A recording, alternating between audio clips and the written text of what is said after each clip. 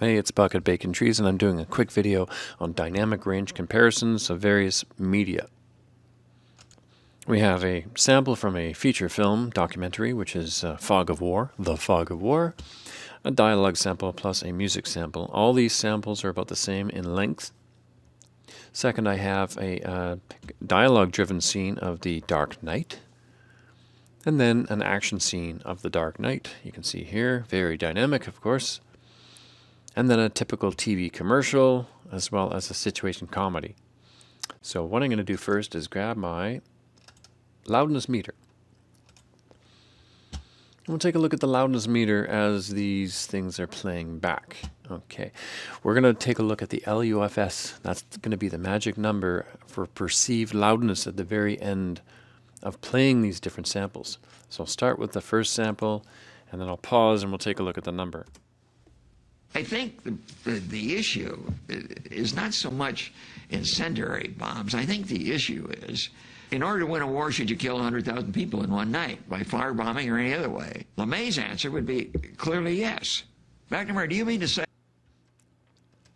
So we have a number of minus 23.7 LUFS or LUFS or LKFS loudness units, which fits within the television specification of, in North America anyways, of minus 22 plus or minus 2. Let's take a listen to the music and sound effects portion of the film.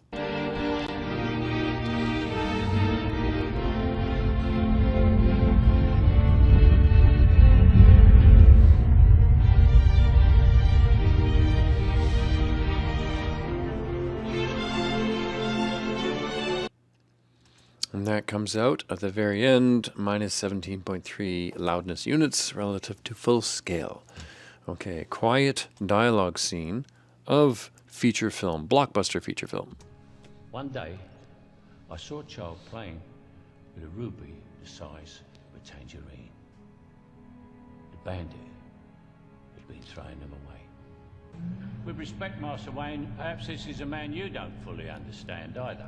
Here's the action scene from the same film. Come on,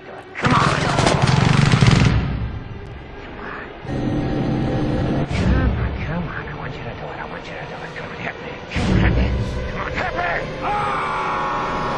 Help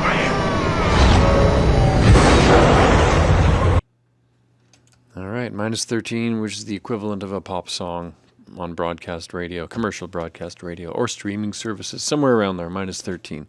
I'll have to readjust my timeline. And we're going to do the TV commercial. All right, bear in mind that the absolute peaks for the action scene are minus 0.6. Okay, now watch. Even though the TV commercial might seem louder, it's because it's for a longer duration, but it doesn't go quite as loud as the feature film.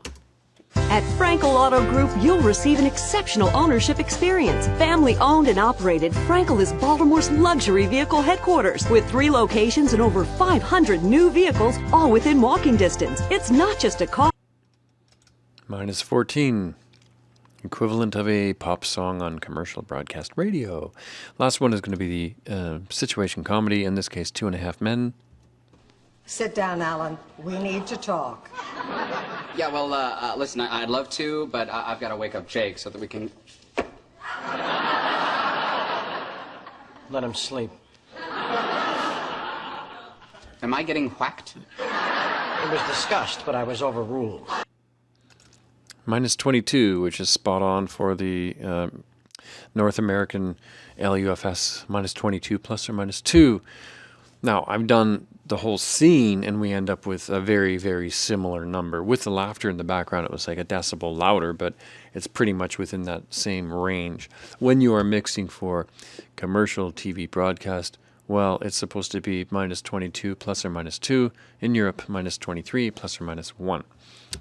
For feature film, there's no absolutes. I mean, we have extremely quiet dialogue. I saw a child playing with a ruby the size of a tangerine. Now, that's made for the IMAX, of course. And then we have the action scene, which is extremely loud. Now, I would say if I would personally want to mix the dialogue hotter than that. So it comes in around at least minus 30, but minus 28 to minus 30. Let's see how loud this is. One day, I saw a child playing with a ruby the size of a tangerine.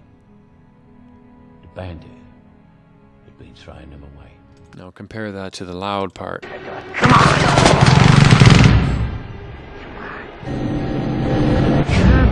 on, I want you to do it. I want Now here's a mixing tip. Go into the machine gun fire. Now I might go back here and take this dialogue down just a little bit, couple decibels. So it's not too much contrast compared to the action scene. And go into the action scene, and when we have the impact of the machine guns, I might just go like this and take this down a couple of decibels with a bit of a fade out after the first impact. So you get that impact at the beginning, which appears louder. I might even punch that in a little more. So punch this in, make this a little slightly longer fade, punch in a couple more decibels, and I think it's going to be more effective.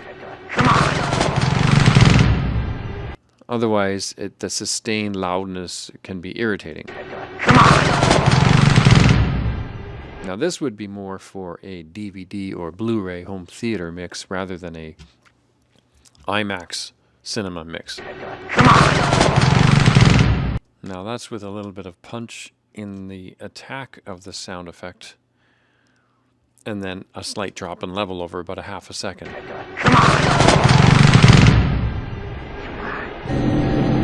Okay, so that's just what I personally would do, because not for IMAX necessarily, because you do want a big dynamic sound, but I would definitely do that for home theater so that the dialogue is louder and the sound effects aren't quite as annoying. Playing with a ruby the size. But I'm not going to tell them how to mix their movie. I'm just saying that this would be ideal for me. I would say keep your dialogue around minus 27 to minus 30.